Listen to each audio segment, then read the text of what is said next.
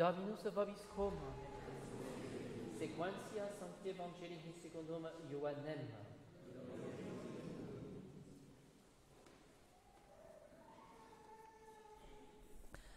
En ce temps-là, Jean vit Jésus venir à lui et il dit : Voici l'agneau de Dieu, celui qui enlève le péché du monde. C'est celui dont je disais : après moi vient un homme qui est passé devant moi, car il était avant moi. Et moi je ne le connaissais pas, mais c'est pour qu'il fût manifesté à Israël que je suis venu baptiser dans l'eau.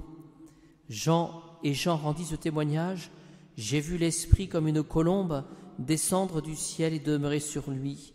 Et moi je ne le connaissais pas, mais celui qui m'a envoyé baptiser dans l'eau m'avait dit : celui sur qui tu verras l'Esprit descendre et demeurer, c'est lui qui baptise dans l'Esprit Saint. Oui, j'ai vu et je témoigne qu'il est le Fils de Dieu.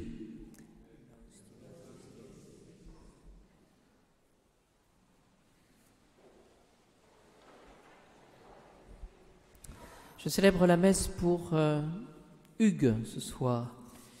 Et c'est la fête de la commémoration du baptême de notre Seigneur. 3 éléments à retenir ce soir pour notre méditation. Tout d'abord, ce baptême que reçoit Jésus, lui le Saint des Saints. Cette prédication, ce baptême que reçoit Jésus, avalise, entérine d'une certaine manière la prédication de Saint Jean-Baptiste. Et c'est ça qu'il faut comprendre ce soir. Alors, quelle est la prédication de Jean le Baptiste ? Eh bien, c'est ce qu'il est d'abord. Or, Jean était vêtu de poils de chameau, et une ceinture de peau ceignait ses reins, et il se nourrissait de sauterelles et de miel sauvage, et il prêchait. Voilà, qu'est-ce que cela caractérise, qu'est-ce que cela donne ?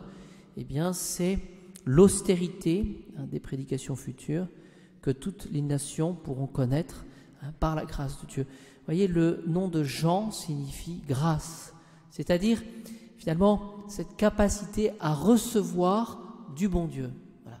Et la question qu'on peut se poser ce soir, c'est : est-ce que je préfère vivre ma vie comme je l'entends, sans recevoir de personne, ni du bon Dieu ni du prochain, ou est-ce que j'ai cette capacité finalement de la foi, cette capacité d'écouter, de tenir compte finalement de ce que le Seigneur veut pour moi, faire la volonté du bon Dieu, avec cet aspect évidemment de la vie purgative.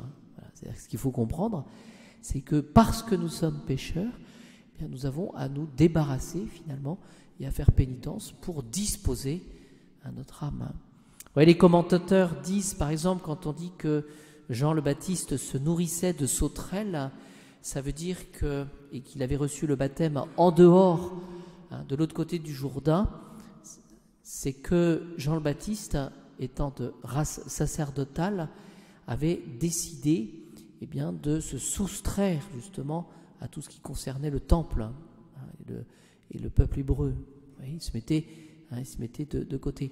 Et c'est la raison pour laquelle il a eu du mal au départ à reconnaître, et qu'il a posé la question, cet homme qui fait des miracles, est-il vraiment le Messie ou non ?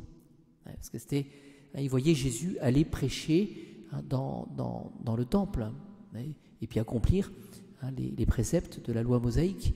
Donc c'était quelque chose que il se disait, mais ce prophète, est-ce que ce Jésus qui est là est vraiment le Fils de Dieu ? Donc il se posait la question.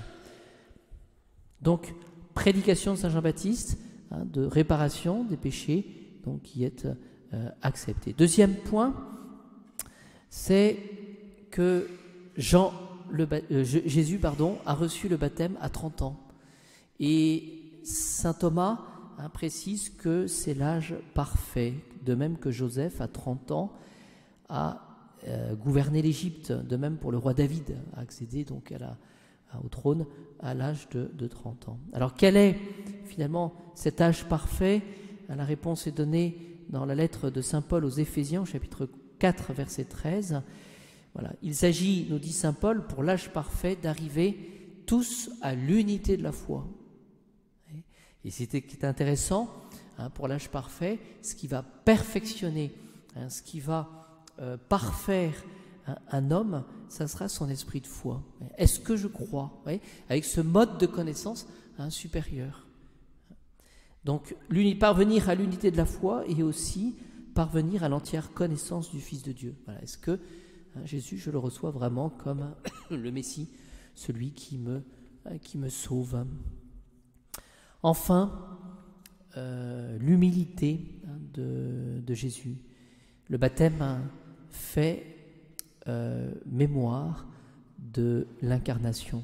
Et pour l'incarnation, Jésus, la deuxième personne de la Sainte Trinité, en épousant notre chair, n'a pas pu choisir quelque chose une situation plus humble que de naître dans une crèche, voyez, ignoré de tout le monde, emmailloté dans une crèche et se faisant petit enfant pour nous. Et il y a un parallèle, voyez, l'embouchure du Jourdain, là où Jésus a été baptisé. Pour ceux qui se sont rendus en Terre Sainte, ils ont pu le constater, c'est le lieu le plus bas du monde. Voilà. On se situe à 300 mètres au-dessous du niveau de la mer. Et donc il y a vraiment cette idée d'anéantissement, voyez, qui va de pair avec cette prédication de Jean le Baptiste. C'est-à-dire qu'il s'agit de marquer physiquement la descente de Jésus jusqu'au plus profond de la condition humaine. C'est-à-dire qu'il va pour vraiment nous prendre là où nous sommes, à condition évidemment que nous le voulions. Et donc en même temps, ce que nous voyons dans ce baptême de Jésus, c'est déjà l'anticipation de la passion.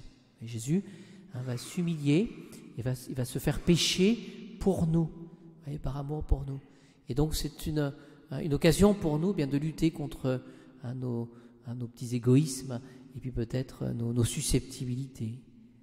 Voilà. Jésus a fait, donc il a fait couler notre péché dans les profondeurs. Voyez, il a fait rouler nos péchés dans les profondeurs. C'est-à-dire qu'il n'a pas hésité à s'humilier. Alors prions aujourd'hui en ce baptême de notre Seigneur pour suivre cet exemple.